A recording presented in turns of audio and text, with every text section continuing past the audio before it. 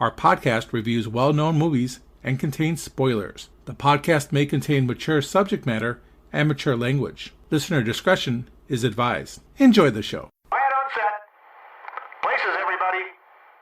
And action.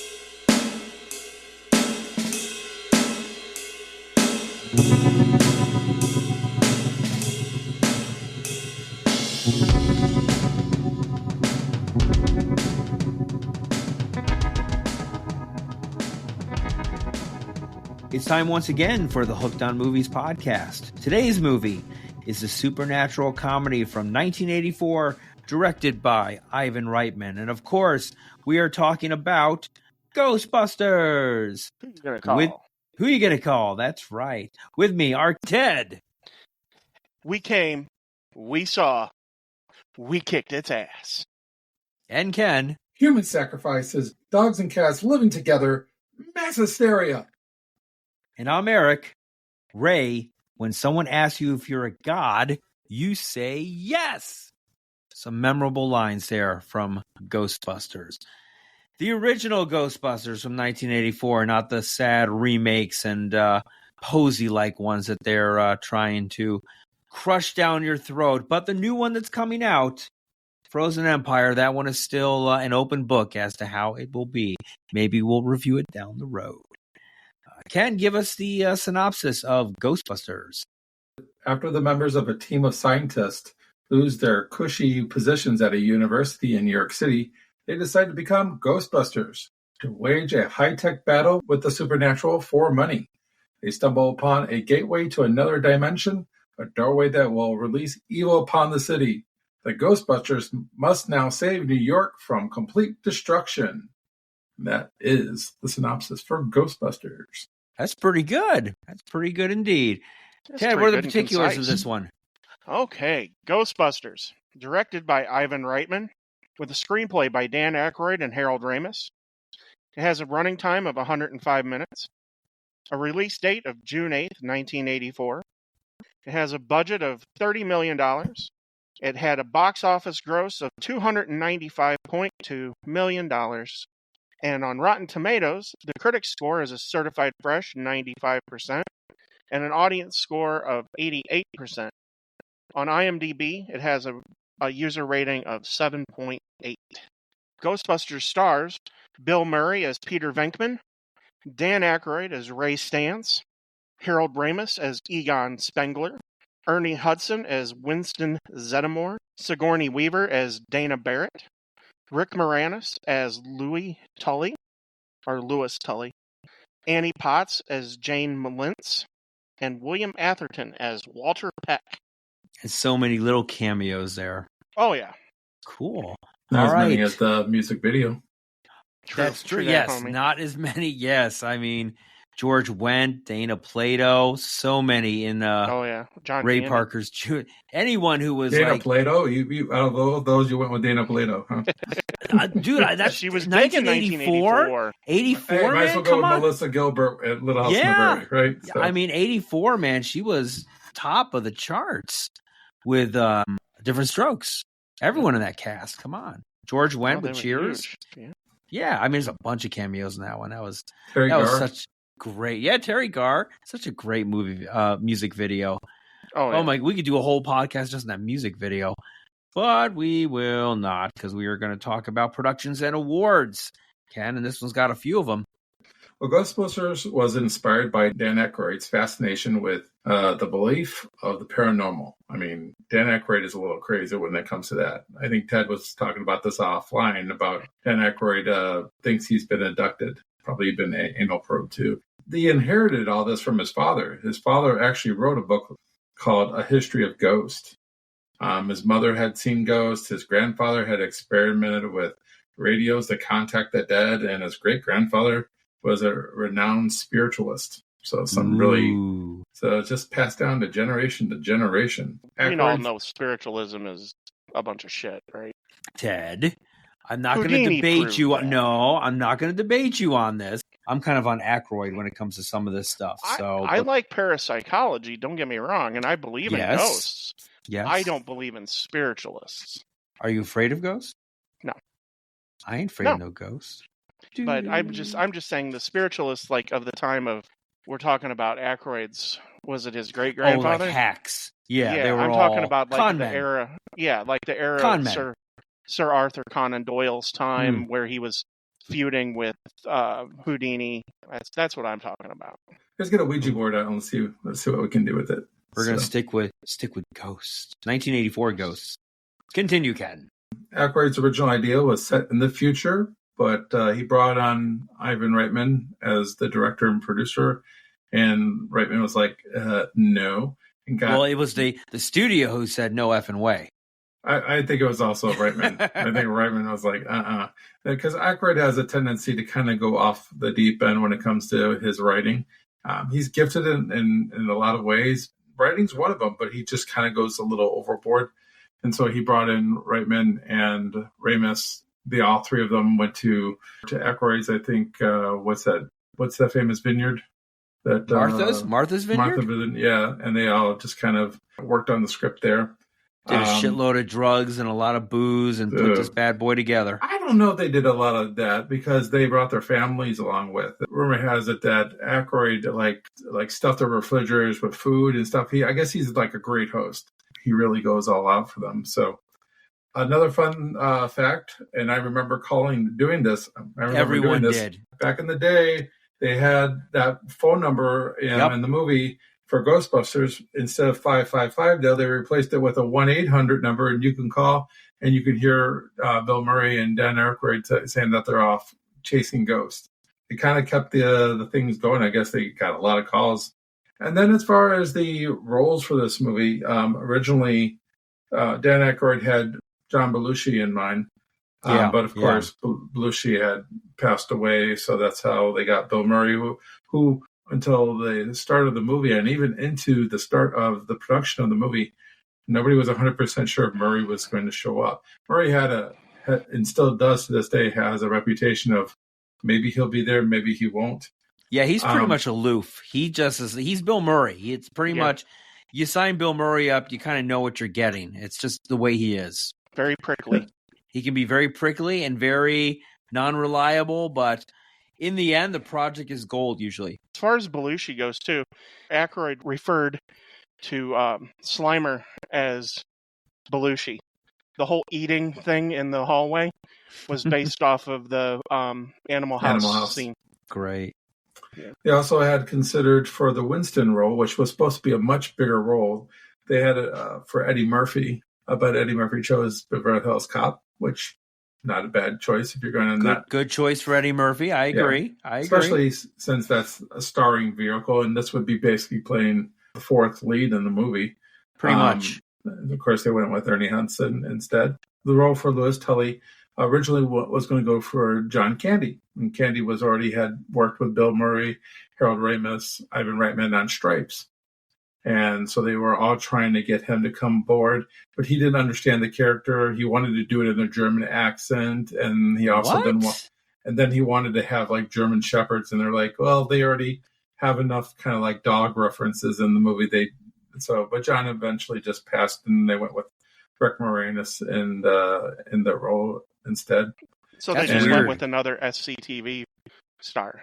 Yeah, right. Pretty much. It was SNL and SCTV pretty much. Yeah, I mean, let's face it. I mean, this is all Second City and National Lampoon. Yeah, pretty much. Originally, Harold Ramis wasn't going to star in this movie, but after writing it, he felt like he was the only guy that can actually play the part. And then Sigourney Weaver, I guess, decided to act like a dog in front of Ivan Reitman in order to get the part, since there would be a part where she turns into a dog. And he's like, well, if you're going to go that route, we might as well just give you the part. And that's basically how the main characters got put onto this. Iconic. And then as far as awards go, it was nominated for 2 Academy Awards in 1985. Best Original Song for Ghostbusters by Ray Parker Jr.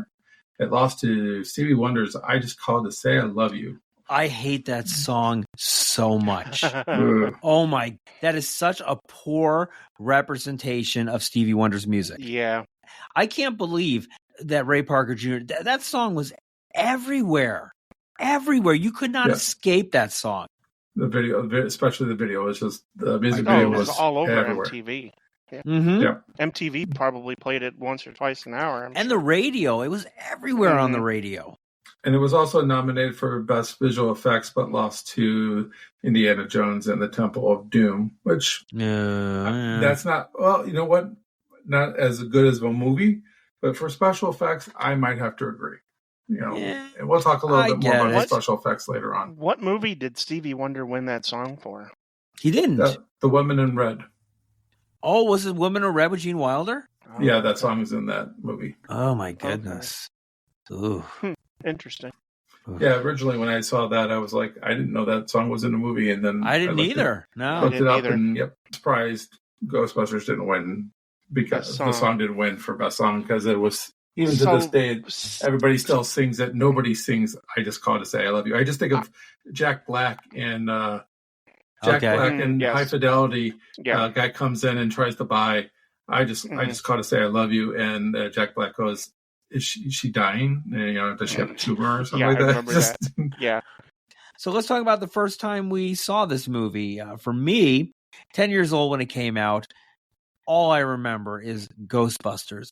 Everywhere. You could not get away from it. But for whatever reason, I did not see this one in the theater, and I don't know why. But I ended up seeing it the next year on video. I ended up renting it, watching it with the family and stuff, and everyone loved it. But I don't know why I didn't see it in the theater. How about you, Ted? I would have definitely have rented it too. I would have been a little too young to see it in a movie theater, but it permeated the social landscape through the rest of the 80s. I remember, so renting it, yeah, I was a huge Ghostbusters fan. I remember having the lunchbox. I remember watching the the cartoons. Oh, yeah, the cartoon, the marketing, absolutely. Yep. So to pinpoint the exact first time I saw it, I couldn't, probably but I know I rented it. 85, 86, somewhere around there. Oh, of course. It's probably around 86, 87. Yeah. So. I don't remember anyone hating this movie. Mm-mm. I saw it in theater. I was 12 years old. It was PG. So it was. Dad didn't mind dropping me off at the theater to watch it. Oh, he just left you and said, here you go, Sonny, enjoy.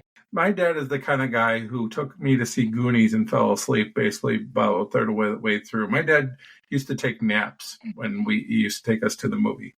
He was always exhausted. He worked really hard at the time. Yep, saw it in the theater. All I remember during that time frame was everybody wanting to be a Ghostbuster for Halloween. Oh, yeah. Everybody wanted to be a Ghostbuster. Yep. Yes. Just like Stranger Things. Yep. Yeah, pretty much. That's exactly right. I forgot about that because this came out in June and it was what, 7 weeks at number one or something. I mean, it had a run that was incredible for the time. And I think rolling into Halloween, you're right. You couldn't keep those costumes in stock. Well, even when I was in early grade school, I remember kids wanting to be Ghostbusters too. For years afterwards, people wanted to be Ghostbusters. And it's so ironic because you had Ghostbusters 2, and then you had the other semblance of the Ghostbuster movies, which some of them are good and some of them are just complete shit. But it never had the cultural significance that it had for the original, the one in 84. It never was able to even catch a candle to what it had then. The reason Ghostbusters 2 wasn't nearly as successful with everyone, but it was successful with kids, was because it was geared towards kids.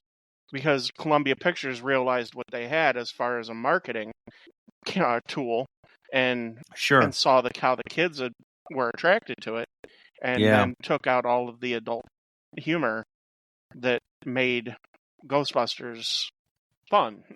I mean, and even the adult humor in the original, even a kid could still laugh at it, maybe not understand it completely.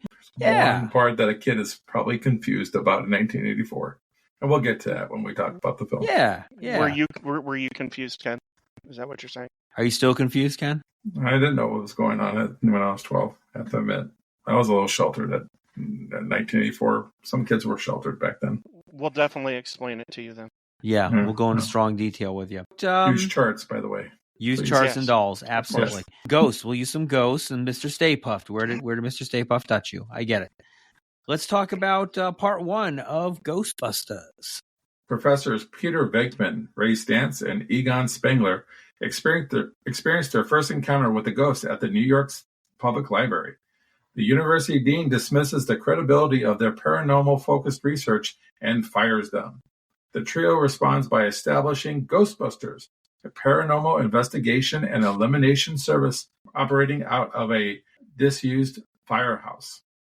They develop high-tech nuclear-powered equipment to capture and contain ghosts, although business is initially slow. Following a paranormal encounter in her apartment, Dana Barrett visits the Ghostbusters. She recounts witnessing a dynamic, dog-like creature in her refrigerator, uttering a single word, Zool. Ray and Egon research Zool and details of Dana's building while Peter inspects her apartment, and unsuccessfully attempts to seduce her. Then the Ghostbusters are hired to remove a blob ghost named Slimer from the Sedgwick Hotel. Having failed to properly test their equipment, Egon warns the group that cross-energy streams of their proton pack weapons could cause a catastrophic explosion. They capture the ghost and deposit it in an ecto-containment unit under the firehouse. Supernatural activity rapidly increases across the city, and the Ghostbusters become famous. They hire a fourth member, Winston, to cope with the growing demand. Suspicious of the Ghostbusters, EPA Inspector Walter Peck asks to evaluate their equipment, but Peter rebuffs him. Egon warns that the containment unit is nearing capacity, and supernatural energy is surging across the city. Peter meets with Dana and informs her Zool was a demigod worshipped as a servant to Gozer the Gozerian, a shape-shifting god of destruction. Upon returning home, she is possessed by Zool. A similar entity possesses her neighbor Louis, and then Peter arrives and finds the possessed Dana, claiming to be the gatekeeper. Louis is brought to Egon by the police officers and claims he is Vince Clothro, the keymaster. The Ghostbusters agree they must keep the pair separated. And that's the end of part 1 of Ghostbusters. Nice. Oh, yeah, that's almost the whole movie. It's a good chunk of it. And as you were reading that, I had more great lines that were just coming into my mind. Oh, there's one right after another. That's the brilliance of this movie. A lot of them are ad-libbed, too. I love it. He's like, I was born in that house. Right. Everybody has 3 mortgages today, right? But 19%. You didn't even haggle with the guy. Yeah. You didn't even just some great stuff. And probably a lot of that was ad-lib, too. I mean, you have 3 legitimate comedic geniuses. Yes. And Ivan Reitman being a comedic director is really good as well. But, I mean, you have a perfect storm of Second City and National Lampoon right there. I mean, Harold Ramis was instrumental in the National Lampoon and, of course, Second City with Aykroyd and Bill Murray. The movie starts out very interesting. You know, the old librarian, encounters the ghost. And then, they come in there and they're like, Egon, they're trying to make themselves out to be really serious and really kind of, you got the 2 that really are serious, and you have the one that's not. And they use a lot of great practical effects at the beginning of the movie. They have the books that are flying across the bookshelves, and it's on a wire, of course. But I mean, of course, you can't see the wire. It's really well done. And then index cards, the library index cards that come out. Actually, there was a wall behind there. There was nothing behind the wall, so they just pushed those things out, and then they had air guns that they just would insert there, and then all the blow right out. The indexes would just fly right out. So just awesome. Easy practical effects. Quick question: is Peter Venkman's doing the electroshock test? Oh yes, with the two people. Is the guy that he's doing the test with? Is that Horshack from? No, that's not Horshack. No. But that blonde is like in every 80s movie there is. No, definitely. Oh, yeah. Looks just like him. I'll tell you what the effective, it's pissing me off. $5. $5 you can keep your $5. Keep your money, yes. Nobody's asking him to flip over the card when she's right, exactly, yeah. Oh, I mean, if you look at his face when she tries to answer, he kind of scoffs thinking that she's wrong. So maybe he deserves to be shocked. But then he's getting one right, and he still shocks him, obviously. Right, of course. Yeah, yes. I'm sorry, it's just not your day. It's just not your day. Not your day, yes. And, it's funny because later on, Venkman says that the kids love them, but on the door, Oh yeah, It doesn't burn in hell. Burn in hell, yeah. Yeah. Dean Yeager getting him off campus. Yeah. I assume you're giving us to better quarters. You're being moved off campus, but the kids love us. I love the library, though. It's so classic. A great way to start it. Not jumping right in that they're real Ghostbusters, really. They have an idea, but they're not actually experts. I mean, they don't know how to capture a ghost. Of course, they go, okay, what do we do now? Right, yeah. Right. Okay, now what? Yeah, and then Get her, Ray. Get her, Ray. When Venkman first starts, go, where are you from? Originally, yes. It's like, the best part for me is they're trying to figure out what to do. So they're huddled up, and then they all kind of peek out around the corner, and they look again, and then they go back, and they keep doing and Venkman's like, okay, regroup, let's go back. Honestly, it's very hard to talk about this movie on a verbal sense because everything in here is really just sight gag. It's everything you have to really witness the mannerisms of all three of these guys, and just it's really hard to do it the way we're doing it. So hopefully if you're listening to this, you've actually seen this movie and can appreciate what we're talking about. And if you haven't, it's time to get out from the rock that you've been living under. It's interesting too when they buy the firehouse. I like to put Lego sets together. This love building should be condemned. Yeah, the neighborhood isn't the militarized zone. Right. Yes. I absolutely love the Star Wars Lego sets. In looking for Lego sets, the building is a set.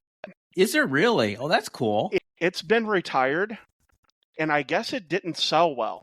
It is one of the most expensive secondary market Lego sets out there. I want to say the last one I saw for sale was on eBay for like $6,800. Oh, wow. Yeah. And it is not a complex set. Is that new in the box kind of thing? Yes. Yeah. Damn, $6,800 for a Lego? Yes. Because I guess it didn't sell well, and so they discontinued it. Wow. And it's really cool looking. It is the building, but then it has, from the scene where all the ghosts shoot out, you can recreate that at the top of the thing. And yeah, it's a really cool set. There's no way I could sit there and justify that. I would actually say that the female Ghostbuster movie, even though, we're not reviewing that movie, has probably made that a little bit more popular just because, they were showing iconic stuff in that movie of things that happened in the original movie, the 1984 movie. And of course the firehouse is iconic, and they show you how important that is in that movie. And I wonder if that kind of contributed. They were all excited about the interior set with the pole, not just Aykroyd. Everybody was really psyched about going down the pole, that they said, yeah, we have to use this, especially Aykroyd. Aykroyd was like, that scene that they basically did there with him saying, we need to stay here tonight, we need to buy this place. That's Aykroyd's initial impression of the set when they first decided to do the set here. He just loved it. They used his excitement, and played it out in the movie. There is a Lego set too of the Ecto-1 as well. It's pretty expensive as well, but yeah, I just thought that was kind of cool.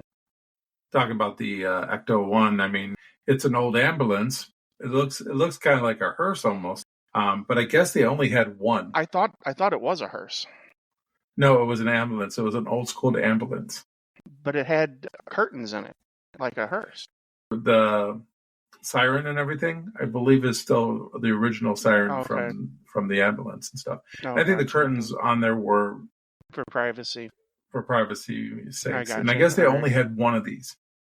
And I guess it actually worked through the whole first movie, but then during the second movie, it actually broke down because it was hard to find another one just like it. Doesn't Aykroyd own it? I was listening to the 25th anniversary edition of this movie, and at that time he did not, but it doesn't mean that he doesn't own it now. I thought one of the three of them did. Well, it wouldn't have been Murray because he doesn't do that sort of thing. I either thought Ramis or Aykroyd owned the original. If anybody owns it, it would be Aykroyd. Ramis, like I said, Ramis and Reitman were talking about it in a commentary about Aykroyd having it, and Ramis says no, he doesn't own it yet. He might own it now. It's iconic. Done different things to it now with the sequels. Yeah. which I'm not sure if I'm a big fan of, but that's something to talk on another day.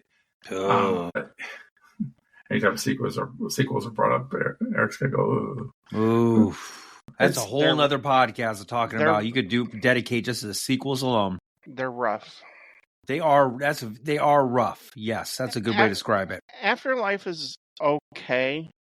I mean, Better. I enjoyed it. We'll put it that way, because the three of us saw it together in the movie theater. It was okay. It was a good way to spend a couple of hours. The highlight of the movie of Afterlife was the little mini Stay Puft Marshmallow, because And they're in the new one too, apparently. Because because they're freaking course, cute. why wouldn't they be? It's a marketing thing. Got to have It's them in huge. it. Going back to the library part, I want to say one of my favorite parts though is when Murray is interviewing the librarian, and he's asking her questions like, "Any craziness in your family?" You know, my uncle thought he was Saint Jerome, and then he That's a asks, big fat So yes. that's a yes. That's a big fat yes. Are you menstruating right now? What does Right. that have to do with anything? I mean, it's just a line of questions. Yes, that he, yes, I that know. he It's does. like, and she's like, what, 80, 90 years old? He's like, Yeah. Alice, are you menstruating right now? It's like, what? It's kind of funny because that actress, you know, she shows up in a lot of movies throughout. The one that I could remember her in was in Awakenings, where I believe Oh, she yeah, played yeah, Robert De Niro's Okay. mother. No, Yeah. no, she was. No, she was one of the patients. She was one of the patients. Yes. Yeah. So she's been in a lot of movies. You like and throw a ball at her and she catches it. she catches it. Yeah. Yeah. Yeah, it's crazy. You do see though when they get kicked out of the college, and then they're talking about catching ghosts and stuff like that. And Venkman is really about. You could see the wheels are turning. He is one of those guys. What is it that basically? He's a money guy. He's a con man. He's like, it can make us what? The what did he say? The something rights. The the licensing rights. the licensing rights alone will make us rich beyond our wildest. Yeah, he's seeing the big picture when it comes to money. I wouldn't doubt it. He would be in a Ponzi scheme if he wasn't. What did Ghostbuster. Dean Yeager say? You look at psychiatry as like a dodge or a hustle, and it is kind of true. He does. Obviously, the scene where he's doing the electroshock therapy, he's doing it to pick up the woman, and it's kind of funny too because don't they all look a little old to be in college? Well, they're professors. They're professors. Yeah. Oh, are they? They're really professor. Yeah. Okay. Yeah, Okay. Yeah, but it's still Yes. creepy because he looks like he's middle 30s, and she's like probably early 20s. It's Freshman. She's a freshman, man. What are you talking about? It's creepy still. You know, he's hitting on such a younger. It happens a lot more But- than what I you know, I get it.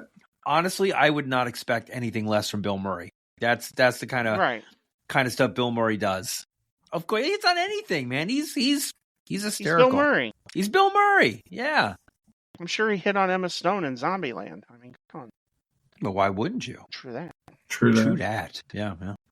Well, I guess we should be talking about the ballroom. The initial slime. Oh, that's a great scene. Yes, where he's like talking about the pricing. He doesn't know what the pricing is. Yeah. We have a special day on capture, and he's like 2 fingers. Yeah. Yeah, Egon's putting him up against his head. Yeah, it's great. We get to the $5,000. I won't pay it. Yes. get to Oh, yeah, the oh, very yeah. end, the guys there. and Cockroach like, on 12. Yeah. What are you guys? Some kind of cosmonauts? Yeah. But it's a real. Of course, it's a real Bite hotel. your head off, man. They actually Yeah. have used that Yes, it hotel is. in the movie Dave. So Reitman's used it as well in other movies. They used that ballroom as well, and they put a chandelier on top. I think this is the best part of the movie because it sets everything up for everything else at the towards the end. They got the proton pack. They're in the elevator and they turn it on. I love it. They're like distancing themselves from. What's from wrong? Ray. Oh, each one of us is wearing an unlicensed, untested nuclear accelerator on our back. Yeah. And Aykroyd tells him to flip him on, and then Egon Right. and Venkman, they go back to the edge of the thing after they turn it on. Yes. And of course, as soon as they get out, I blame myself. I do too. Yes. they get out, and the first thing that they hear is the maid, and Yes. they turn around, Right. and she's like, "What the hell are you doing?" Yeah. Successful test. Yes. Sorry, Yes. sorry, thought you were somebody else. Yeah, and then they The like, Slimer, he's like, what a disgusting blob. and then they broke up, and he's like, "Yeah, we could do more damage that way if we." Yeah. Yeah. It's separate. classic. You wonder how many of those are don't ad libbed. Don't cross the the streams. streams. Yes. So I'm a little fuzzy on the whole bad thing. See, that's a classic line there. Don't cross the streams. I remember hearing that. Yeah. So we talk about the special effects here, and I think Slimer is a good special effect. This is I where think he is too. When they do good special effects. Except when he's floating around the top of the ceiling in the ballroom and it's just like a green that's dot. a little bad. Other than that, in the hallway, it's really actually pretty good. Really well. Mm-hmm. And the guys who they used, because originally they wanted to do Industrial Light, right? And, originally. But they were committed to Temple of Doom at the time. Right. So some guys had jumped ship from Industrial Light and to form their own company. And I guess Reitman made a deal with Columbia Pictures. Yeah, Columbia. Yep. To front them money to start their own company.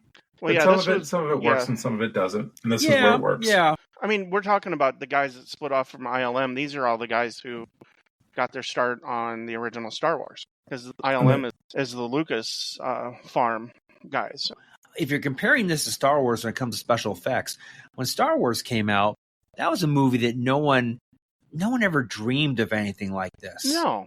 And Ghostbusters is kind of the same way. It's such a unique movie.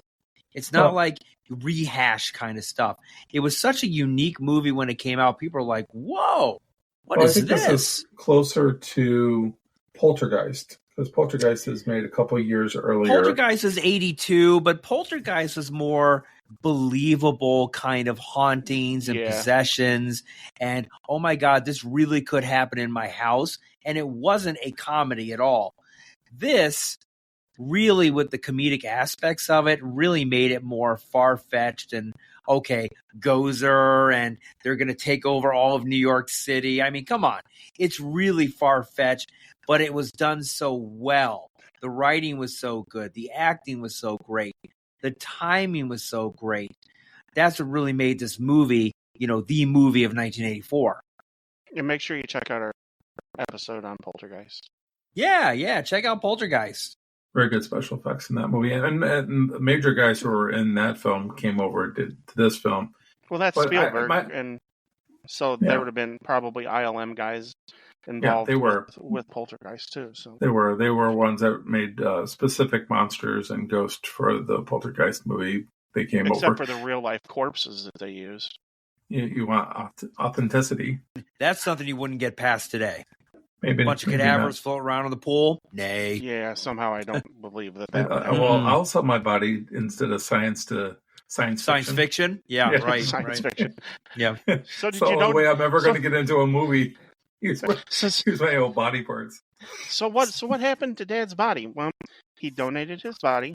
Oh, remember that movie we saw last weekend? Science fiction. Your dad was there.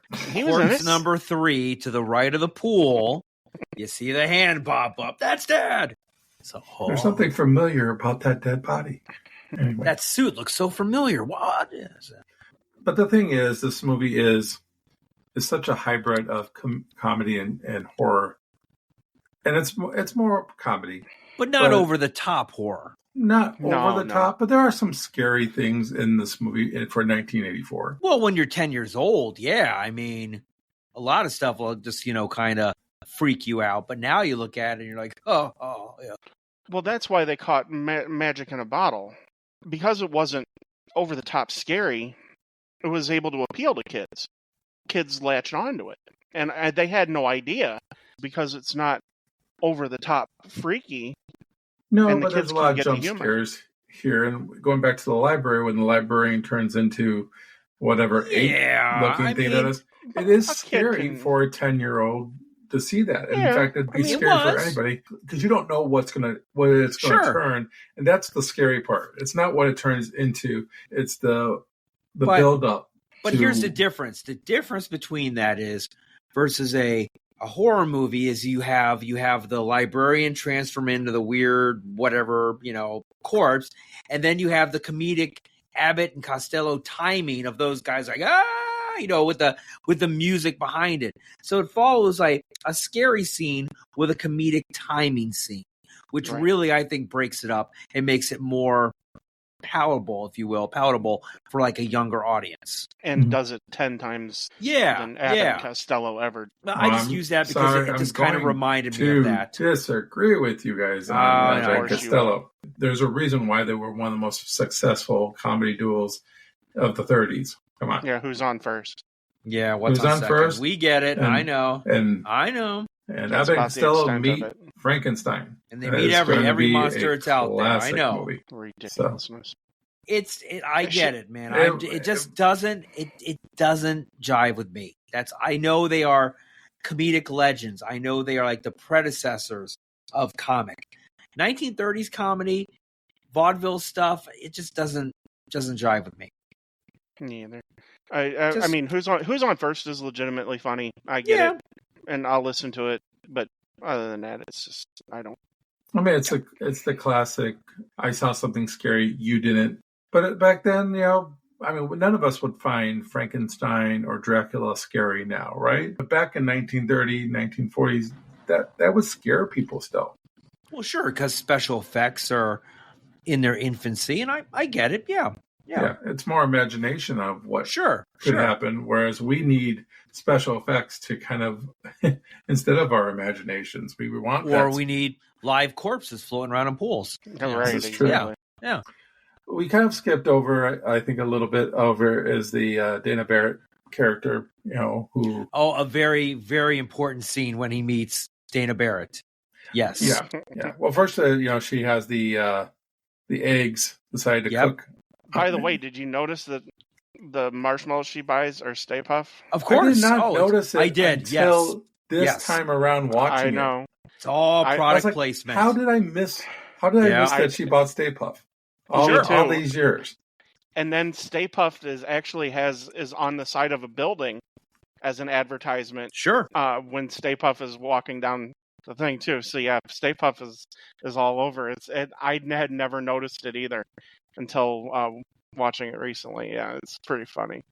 I thought it was kind of cool though, seeing those eggs cooked though. I mean, it's a practical effect, and I guess that counter was really hot too. I'm sure it was. You wanted to stay away from that. And, coming back 2 days later to see, like, eggs all over the place.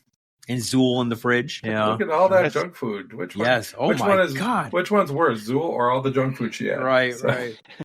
And she's a single lady. That my refrigerator doesn't look like that, and I have children living with me at home. That's it's unusual for a major appliance. I like it. She's like, you remind me of a game show host. I guess that was an ad-libbed. I thought originally she was supposed to say car salesman. But she decided to go with game show host. Okay. It's like, they're kind of stiff. I like Sigourney Weaver here. She's kind of the perfect straight person for this whole movie. It kind of keeps everything. It brings until everything she goes back. Funny. Well, until she turns into a dog. So she's a dog. There's the bedroom, but nothing ever happened in there. What a crime. Yes, I mean, just great lines. But she sets him up very well. And she's very beautiful. And I love it when he's like trying to prove himself. He's coming out way too strong, of course. Oh, huge. Oh, yes. Yeah. But by the time he leaves, he's like, I want to prove myself to her. And it's just about before he's like out the door, he's like, what? No kiss? No kiss? Yes. For me, it just cracks me up. I wish I would have seen a little bit more, but they have good chemistry. They do. Mm-hmm. I love how she blows off Rick Moranis' character because Rick Moranis he's also very funny, and he's very good in the geeky role. He does something of a rule 3. You told me there's a rule 3. What does he do 3 times in this movie? He locks himself out of his own apartment. Locks himself out 3 times. Yep.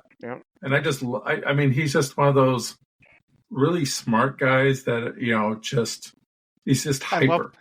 I love his party.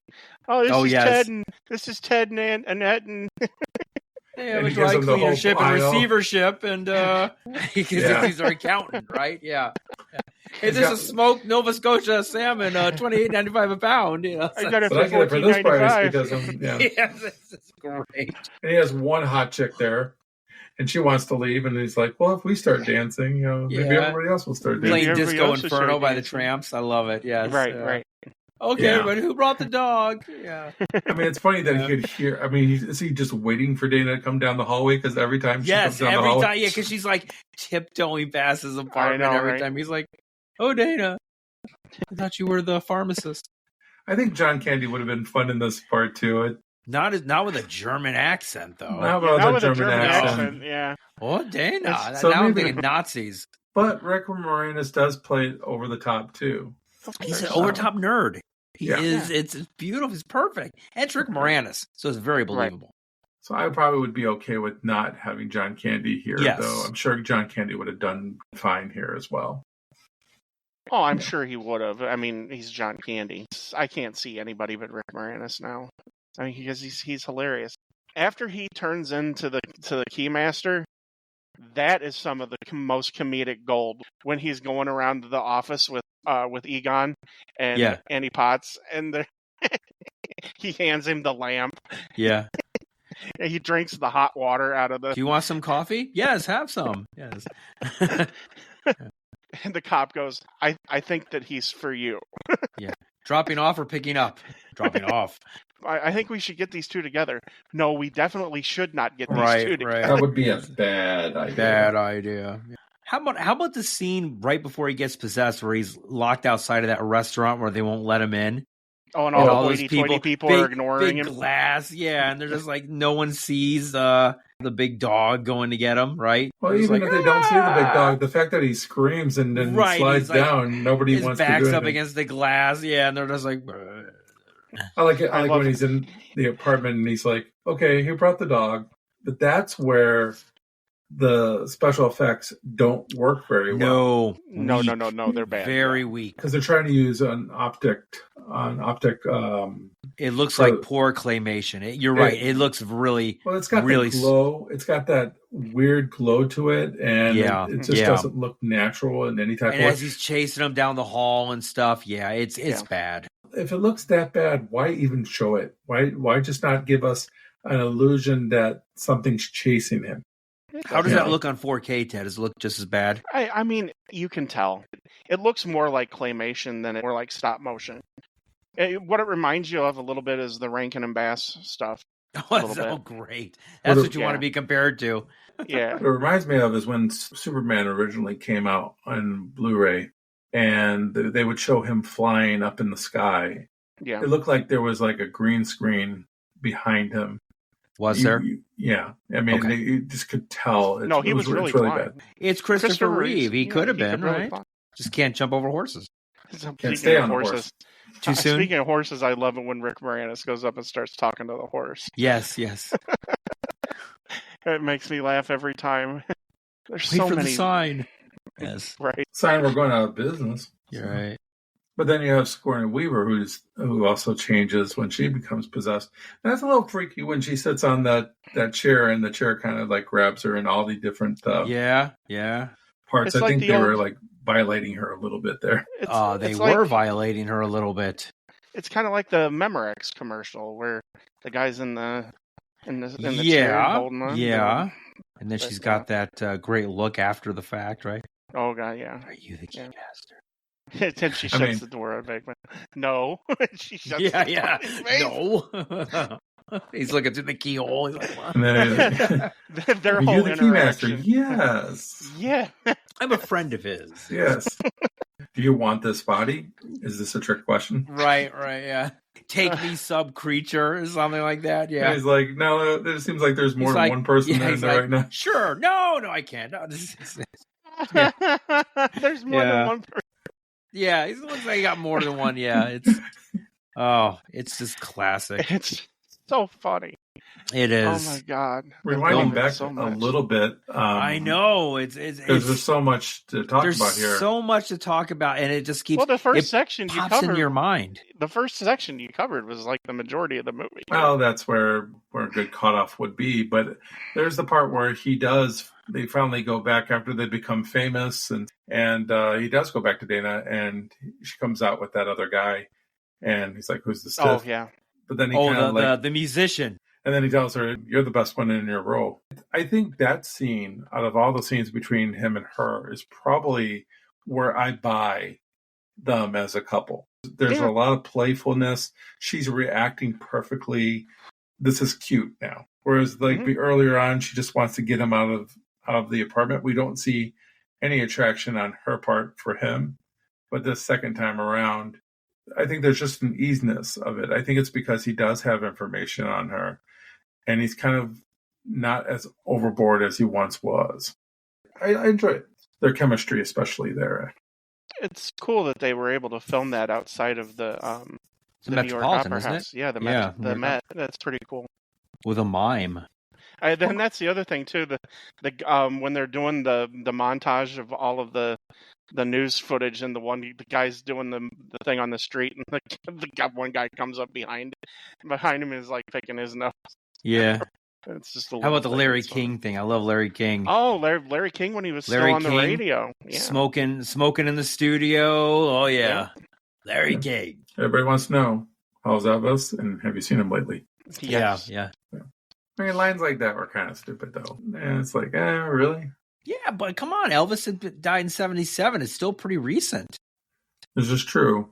You know? And every supermarket tabloid had Elvis sightings on it. Right. Don't you remember World Daily News?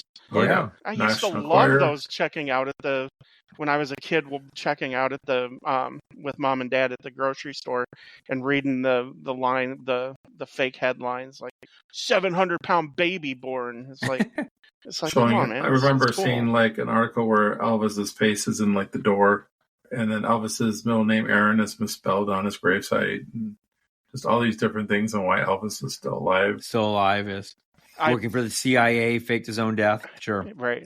And just as an aside, I always thought that was cool when they did Men in Black that they included that was like the real news. Right. That was their best source of information. Right. Yes, the tabloids. Yes. Right. And of course, we need to talk about Walter Peck. Walter Peck, he's with the EPA. Oh yeah, when he's kind of baiting them. Yes. Well, he kind of comes over and he's like, he's trying to be. He's a slime ball. Use a magic Oh word. yeah. He's like, Please, Dr. Venkman. And what are you a doctor of? What are you a doctor of? I mean, to a certain extent, he is kind of right to do what he does. I mean, Venkman is kind of is a dick to him. And Sure. He's asking, to look at some stuff. He's from the EPA. I mean, and he's treating him like he's garbage. Yeah, he's messing around with them. Sure, he's not taking them seriously, and I mean, we're going to get the same result regardless if Venkman is polite to him or not. I mean, I'm sure if he met Egon or somebody else, that they would have been a little bit more professionally courtesy but to him. still, same result. They're not going to let them see any of their proprietary information about how they store ghosts. I love, one of the lines I just remembered when Ernie Hudson is hired, when they're storing the ghost, he's like, "Light is green, trap is clean." I use that line all the time. Where you would use that line? Whenever I'm talking about like trapping an animal or something, Oh, okay. I'll be up, light is green, trap is clean. I don't get out much. Now that you bring up the Ernie Hudson's character, Winston. Yeah, we haven't talked about what a poor situation for Winston. He's such a fourth wheel. He's not even on the cover of the movie posters. But and think things about of that it, though. They hired him out of the paper. I mean, seriously, he answered an ad in the paper walking up to it. And it was not much of an interview process. Hey, this guy wants the job. Oh, you're hired. Here you They're go. like, oh, do you believe in Loch Ness? And yeah, all the stuff that they're supposed to believe in. If there's a paycheck involved, I'll believe anything it's you. like, if there's a steady paycheck, yeah, I'll believe anything you tell me. Yeah, but it is a really sad, meaningless part. It almost seems like you could not even have the part. He is definitely the fourth wheel. Yeah, and I wanted to know how bigger this would have been. Because some of the lines I'm hearing, I can hear Eddie Murphy saying these lines. Not clearly. No, I don't think we'll ever know what it would have been with Eddie I guess Murphy. not. But just think of that, though. To have those four guys together, Eddie Murphy, Harold Ramis, Dan Aykroyd, and Bill Murray. Might have been overkill. It definitely could have worked. It would have been a lot of egos. Egos. And that's a lot of comedy. Yes. The problem I would have with it is Bill Murray and Eddie Murphy. I don't know. They would seem to be too much of the same thing that you're getting. The smart ass. Smart asses. that's why Bill Murray works so well here. Is he's the guy that basically gets all the smart ass lines. Ramis and Aykroyd kind of play it more straight, because we haven't really talked much about Aykroyd or Ramis in this situation here. But you have the scene where you have the montage, and then you have the scene where he's having that dream sequence, and he's and he's getting a, well, let's just say it, he's getting a Hummer.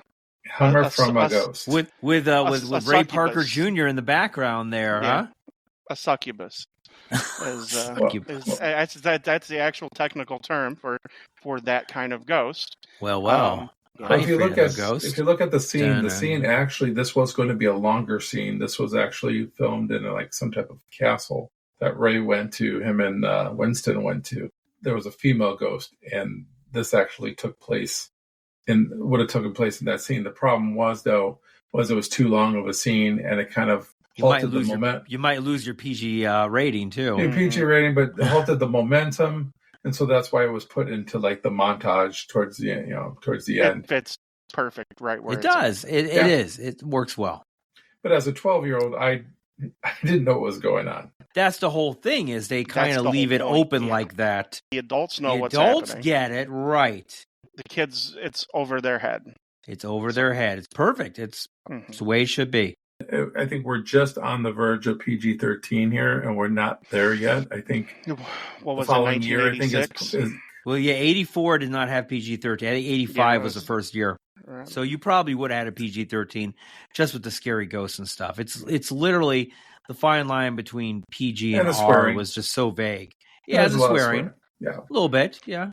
The movie that brought PG-13 in was one of the other ones we were talking about earlier, which was Temple of Doom. The one I remember was, believe it or not, whenever I think of PG-13, is Desperately Seeking Susan.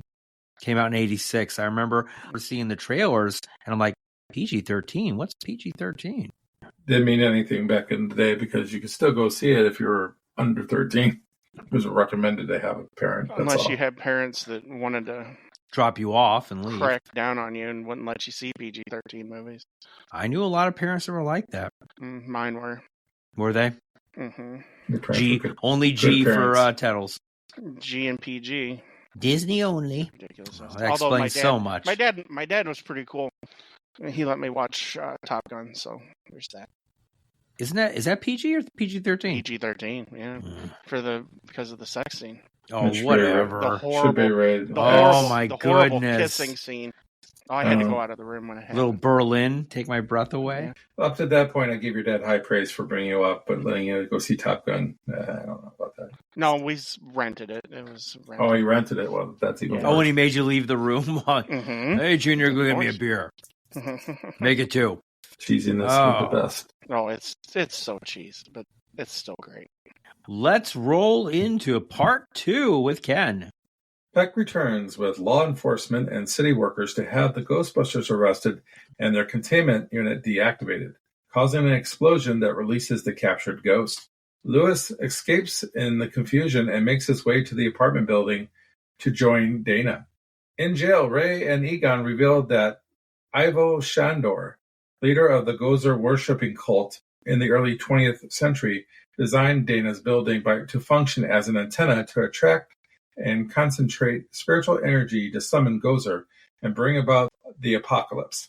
Faced with supernatural chaos across the city, the Ghostbusters convince the mayor to release them. The Ghostbusters travel to a hidden temple located on the top of the building as Dana and Lewis open the gate between the dimensions and transform into dynamic dogs. Gozer appears as a woman and attacks the Ghostbusters, then disappears when they attempt to retaliate. Her disembodied voice demands the Ghostbusters choose the form of their destructor. Ray inadvertently caused a beloved corporate mascot from his childhood, and Gozer reappears as a gigantic Stay Puft Marshmallow Man that begins destroying the city. Against his earlier advice, Egon instructs the team to cross their proton energy streams at the dimensional gate. The resulting explosion destroys Gozer's avatar, banishing it back to its dimension, and closes the gateway. The Ghostbusters rescue Dana and Lewis from the wreckage and are welcomed on the streets as heroes. And that's the end of Ghostbusters. Cool. One of my favorite scenes in this movie is when they're when they're actually in jail and they got all the plans of the building and they're going over it with and all of the other inmates, all the criminals are just like get all that. Listening to them. Just the way they're describing everything and the seriousness of Aykroyd's character about this is just it's great. I guess they don't make them anymore. They don't make them like they used to. Ivo Shandor did a lot of unnecessary surgeries. Yes, the Tobin Spirit Guide. I mean, just the books they have are just great. So is that cult leader the same cult leader that we see later on in Ghostbusters Afterlife? It could be actually. Yes, it is. It is. Okay, yeah. Okay. For all those kids who haven't seen Afterlife yet, just let you know go see it. Yeah, no, that makes actually a lot of sense. I guess one of the favorite parts, of course, those are worshippers. Yes, them going up to convince the mayor. Ladies, and you got the cardinal there. Yeah, and Your Eminence. Yes, he kisses the ring. He's like Cardinal Blick. Yeah. See, right there, that's one of those situations where when Winston talks about being with the company, that's when I see Eddie Murphy being able to do that. That role. Yeah. So I've seen shit that'll turn you white. Yeah, I think that's exactly that was written for Eddie Murphy. Yeah. It just for me, it would sound a little bit more natural coming from Eddie Murphy than it does from absolutely, Ernie Hudson. Yeah. So that's his iconic line in the movie. Yeah, this is like only one of 3 lines in the movie, I guess. 3 of them. I got to get a lawyer. Yes. Yeah. If there's a steady paycheck involved, I'll believe anything you tell me. Those are like the 3 iconics. So I do like his little one-on-one with Ray when they're talking about the end of times. Yeah, that's a pretty good scene there. Yes, it is. Ray doesn't believe in God, but he knows how to quote the Bible. They're talking about end times and how they're thinking, well, maybe this is the end of time. And the dead are rising from the grave. Now, see, that was my quote. The one I had, Ray, when someone asks you if you're a god, you say yes. So there's your Winston Zeddemore quote. And we were talking about Poltergeist earlier. The thing that reminded me the most of Poltergeist was when the guy gets into the cab after all the ghosts have been released. The cab driver's a corpse. That reminded me the most of Poltergeist, or even Night of the Living Dead, or one of those movies. That is kind of a cool, creepy yet funny. It is situation. I think that's like perfectly done. And then of course, so the ghost comes up through the drain, through the exhaust pipe of the car. Okay, and so is the cab? Was there someone in there before? I would say, or did he just evolve into a ghost? I would say it was yes, and that whoever was there is no longer alive. Oh no, it's a cool effect. That's all I know. It's a realistic looking effect too. It is. We're talking about inside the mayor's office. Yes, this guy has no debt. Dickless over here decided to turn off the. Is that true? Sir. Yes. It is true. He has no debt. Now they had other lines for that they still play. Like if you watch Ghostbusters ever on like TBS, TNT, and all that other stuff, which I know the edited versions, they have different lines for that. Well, they don't say Miller time either. They say it's time for a Coke or something like that. Do they really? They added out. So. They added out Miller time. I think wow. So. And they also instead of saying Dickless here, they say, this guy is some type of rodent." Oh, that's true. This guy's some type of rodent. Rodent man here saying, "Shut up," or whatever. That's weak. Well, I understand. I think back in the 80s, especially, you realized that you had cable. And so they would shoot alternate scenes, so it wasn't overdone. Right. They would do alternate takes, knowing that this movie was going to go on cable. Yeah, exactly. So that they could show it on NBC or CBS or ABC on 3 years later. The Sunday night movie, because that's how it would progress. It would go movie theater, a home movie, VHS, and then finally on to TV to public TV. First would be paid cable, and then it would cable. Be right. HBO, Cinemax, Showtime. Where I watched like 80% of the movies I ever watched was probably through paid cable, paid movie channels. I think like watching Ghostbusters 100 times in a month because they played it every 4 hours. Yeah, so. I remember a lot of those movies too. You're right. It's like every 4 hours it's just like the rotation was there. You're like forced to watch it. Well, yeah, my grandparents had Cinemax.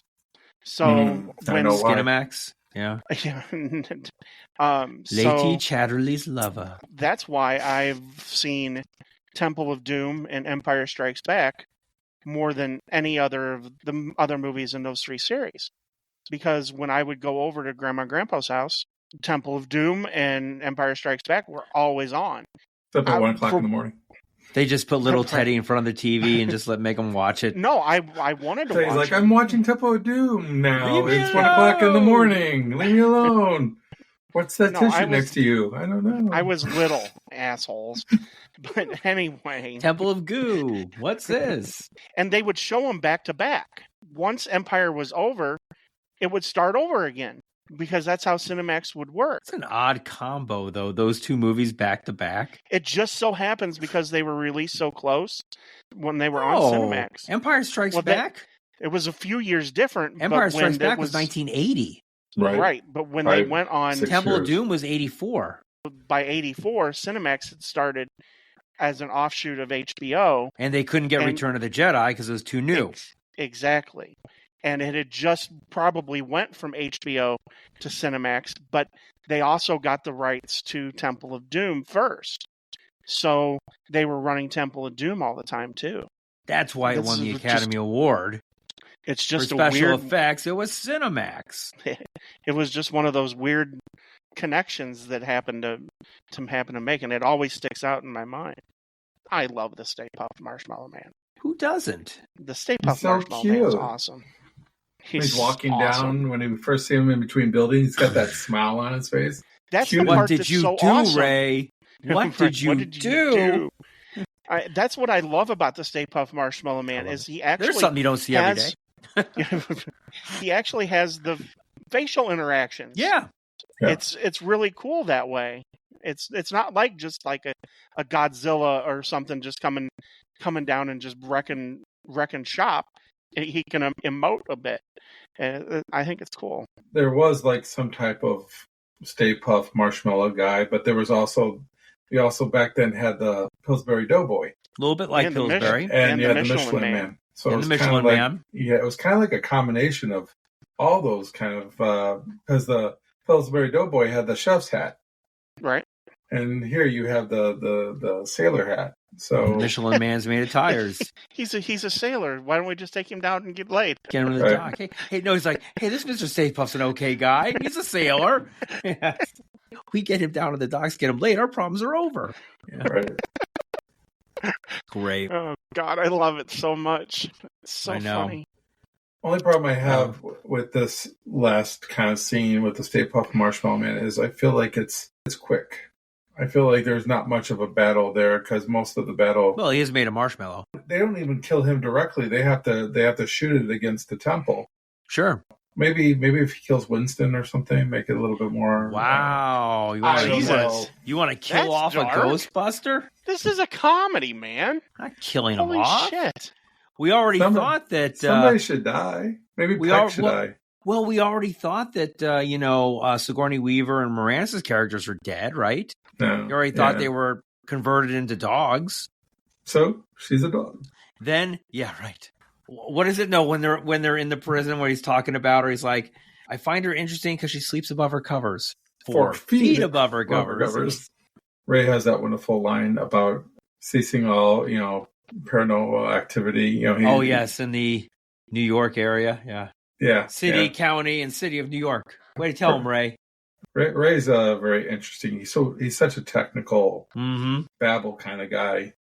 But that's why I think it works having just the three of them. Having the fourth Ghostbuster there's really not much. I mean, later on in Ghostbusters 2, they make him a little bit more of I wouldn't say a scaredy cat, but he's the one that gets stuck and almost gets, run over by a train from 200 years ago or whatever the case may be.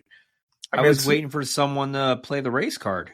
It's ironic. My daughter, when she watched this movie with me, she goes, "Oh, hey, it's the token black guy from every 80s movie."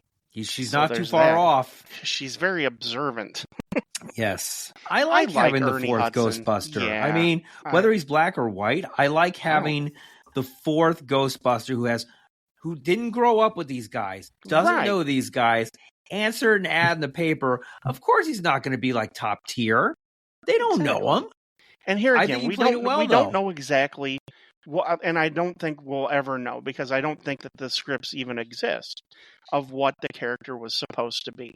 And when it gets stripped down to the bare bones like that, it's really tough. I think Ernie Hudson does a really good job. I actually like his character, and they did expand. You talked about Ghostbusters 2. His character's better in the cartoons. Right. That's just true. That's what, but in the movie here, it's just, I don't know. It doesn't seem to be needed. I mean, what does he do to elevate them? Like, my theory here is he doesn't need to. But I think he should, though.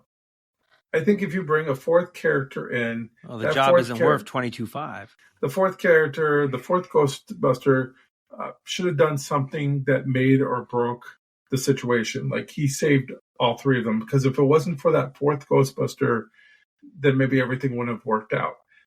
I see the formula that you're talking about. Yeah, that would have been a better formula for Ghostbusters 2. Or any of the other Ghostbusters. Well, but anyway. if you're based off of Ken's logic, then let's have the original three.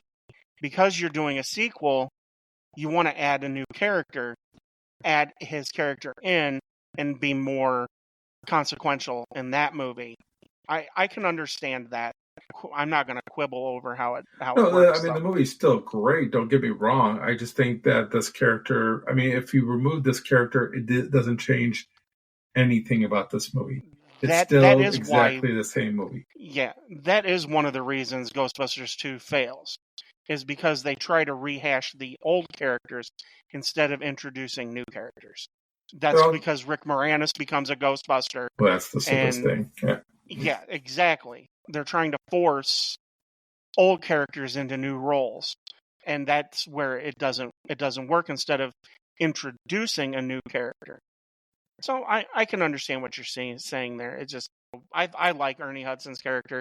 I like Ernie Hudson. I like Ernie Hudson, and I'm not saying his character is bad. I'm just saying that it's one of those situations where if you remove the character, it doesn't change anything of the story one iota. And I think you should give him a little bit more, something that maybe saved a Ghostbuster, maybe saved Ray. Something to that extent. I understand what you're saying. I really do. And because that is the formula, that if you're writing a movie, that when you introduce a new character, they should have something to do. Especially if you when I say that he dies, I'm not saying that he should just die for dying's sake. Maybe he sacrifices his life to save others. Becomes his own ghost or something like that. Becomes the good ghost. Maybe we needed a good ghost in this movie, and that could have been Winston. Because really, you don't need Winston in this movie or in the next movie. I would say I like his cameo in Afterlife, and we'll see what they do with him in the new movie. There was an idea of maybe focusing a little bit more on him, because at the end of after Afterlife, they kind of made him kind of like the most successful guy out of the group. He has his own corporation. He kind of still funds Ray's bookstore and things of that nature. Well, let's talk about the reviews of this movie. Obviously, in 1984, this movie got incredible reviews, as Ted has told us, with Rotten Tomatoes and the people. Everyone loved this movie. My reviewer, I'm going to align myself with Mr. Peter Travers of People Magazine, a fan favorite of ours. Says director Ivan Reitman keeps the Aykroyd-Ramis screenplay zipping right along, creating something like Abbott and Costello Meet the Exorcist, which sounds like a pretty good movie in itself there. Aykroyd and Murray make the perfect summer tonic for raising spirits. I can't agree with you more. This movie hit me hard in 1984 when it came out. You couldn't walk down the street without hearing anything or seeing anything related to Ghostbusters. And a 10-year-old Eric was right on board. I jumped on that bandwagon and never got off. Ghostbusters, for me, the original Ghostbusters, gets better and better every time I see this movie. There is nothing about this movie I would change, except maybe the special effects are a little wonky here and there. But you know what? It's 1984. I'll let it slide. This movie is one of my favorite comedies of all time. It's a top 5 pick. For me, this movie is 5 hooks. And if you don't like it, you don't have a sense of humor, in my opinion. Ted, what are your thoughts? Okay, so I'm going to align myself with Roger Ebert from the Chicago Sun-Times. He stated in his review, in which everybody talks to each other, this movie literally has something for everybody. And I think we've touched on it pretty well. It has stuff for kids, but it also has adults can get in on it. And it's just scary enough that I guess you could. It's a comedy, and you have 3 of the greatest comedic actors of all time, and a comedy genius writer in Harold Ramis. They're awesome together here. And like I said, it's the perfect marriage of Second City and National Lampoon. It almost is like the coming together for the original Saturday Night Live. It works. And the fact that you have 2 of the original cast, well, 1 original cast member, and then Murray came in the second year of Saturday Night Live. But they're just at the top of their game here. It's hilarious. If you've not seen this movie, I don't know, you've been under a rock or something. You have to see it. Hey, this is kind of a stretch here for me, but it's of movies. It's another 5-hook movie for me too. This is an all-timer. And with every sequel that comes out, this one gets better. Yes, exactly. You appreciate it more and more and more. It resonates better. The comedy is better, and the writing is better. So with every sequel, it just keeps getting better. But that's, 5 hooks. Definitely. 5 hooks. Come on, Ken. Keep us rolling to 5 hooks. No pressure. I'm going to go with Richard Schickel of Time Magazine, who wrote, "Whoever thought of having evil's final manifestation take the form of a 100-foot marshmallow man deserves the rational mind's eternal gratitude." Whoever thought of that is kind of amazing. And that would be probably Aykroyd, because Aykroyd had it in his original story, a marshmallow man of that size. This is a great movie. It's funny. It has some scares here and there, but nothing to worry about. But it is a Bill Murray vehicle, let's be honest. Bill Murray makes this thing run, but everybody else is game to be there to support him.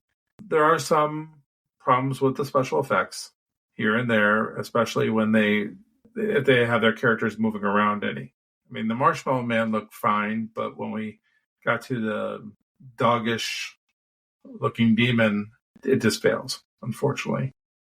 And then there's other parts where you could see that it's a painting. You could just tell that in some aspects of the film, it's just not as good as others. So it's a little uneven, in my opinion, when it comes to special effects. Still good overall, but a little uneven. I'm not going to continue the 5 hooks. Sorry, guys. But I will give it 4.5 hooks.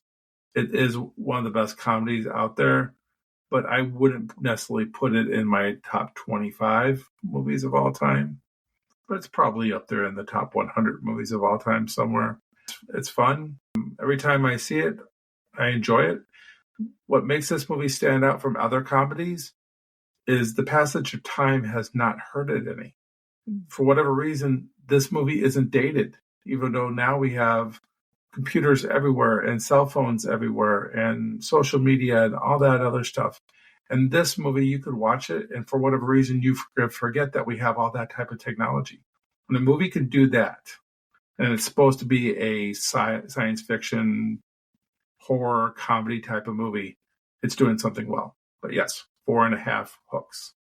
And on a side note, thank you to Kris Ostrowski, who requested that we do this movie.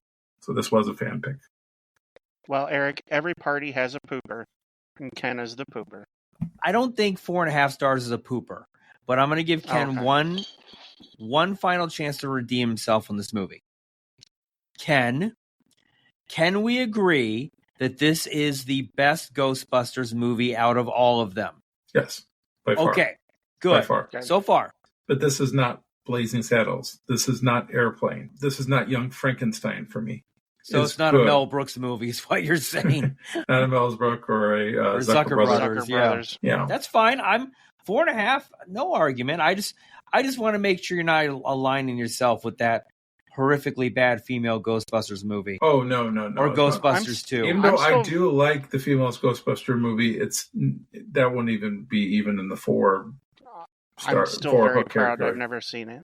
Worst movie of the year. I'm Clearly. still very proud I've not seen it. It's bad. How can you It's be really- proud of something you have never seen?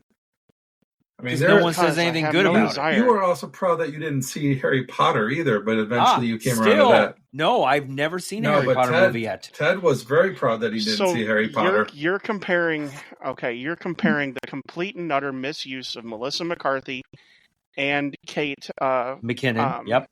Yeah. You're two female comedic geniuses. You're comparing the complete and utter misuse of those two women to Harry Potter. No, I'm not comparing That it to they're- Harry Potter. I'm comparing it to the fact that you said in the past that you didn't want to see Harry Potter and you were proud of that. The female Ghostbusters is nowhere close to Harry Potter or the first Ghostbuster, but it can rival the second Ghostbuster. It definitely can rival the second Oh yeah, Ghostbusters. no, the second Ghostbusters trash. In Still, fact, I would put it ahead of the second Ghostbusters. Here's the thing. You say misused, but you don't know they were misused. The performances of that movie are actually good. It's the story and maybe even Chris Hemsworth that might be an issue on that movie. Hemsworth is horrible, and their performances are horrible, and the plot is I don't horrible. think so. And that's a misuse there because he's proved as Thor that he's hilarious. Well, he's probably misused So- there, but I think he's just I mean- tried to be used too I seen them enough of the trailers that I had no desire to ever see the movie. What I feel like is pandering to us to try to get us back into the theater and to see something that was nostalgic. And Well, that was the last not be- Ghostbusters movie was to get us in well, the theater. and it's much better. But that's all that. How can you That's all guys it say was. it's much better if you? I mean, Eric, I understand because Eric saw it, and so I understand Eric's distaste for it. But you've never seen it, and you're giving a review based on a trailer. I'm not giving a review. All I said was I'm proud I've never seen it. You should see it, though. Mm. I know it's 2 hours of your life you'll never get back, but just so you can say, dude, this movie is garbage. And that's another reason. If it's 2 hours, is it 2 hours? This movie, I don't know. the original Ghostbusters, we're talking an hour and a half, and it's concise to the point and right there. When you're hitting the 2 hour mark for a comedy, you're really stretching thin sometimes. I don't know. You know why, Ken, I hate the female Ghostbusters movie so much? Is because I had such high hopes. Such high hopes for that movie. It was pandering, and it just bad writing, bad acting. It was just a horrible movie that let me down. No. People were ripping on that movie before it was even released, before the first trailer came out. Because I had high hopes for it, though. I really wanted. I mean, Leslie Jones is not my favorite person, but she's got some good comedic timing possible. She's funny too, yeah. She is. Kate McKinnon is Hilarious actually on Saturday Night Live. Kate McKinnon's really funny in Ghostbusters. In fact, I just think all the female parts it's everybody around them that kind of sucks, in my opinion. But anyway, that is a movie that we'll do at another time because I'm sure now one of you will recommend it. That we do it just to piss Ted off, right? Just to get Ted to watch it, right? And just to get to see me to watch Yeah. it. And now we're going to have Harry just Potter remember come down the that road too. Ted also hates John Wayne movies, and I guess Abbott and Costello. John Wayne is a piece of garbage. John Wayne meets Abbott and Costello. There we go. There you go. Let's There's a splice them into tragedy of twins. epic Splice them proportions. That would be the 10 Commandments of horrible movies. Talking Well, about horrible movies, what are we doing next, Ted? wow, way to set us up for that one, Ken. I guess this one's going to be a movie of taste here. We're doing the Academy Award winning movie best movie. I think it walked away with all the awards, didn't it? In 1939. 1939. What happened in 39? Hitler invades Poland. And Gone with the Wind. And that's he took not power. the worst thing. He That's took not the power worst in thing that even 36. happened. It's this I know. movie. So And tell us Gone why, with the Wind. why we're doing Gone with the Wind. Tell us why. Why are we, Ted? My wife won the Oscar My wife. Pick'em contest.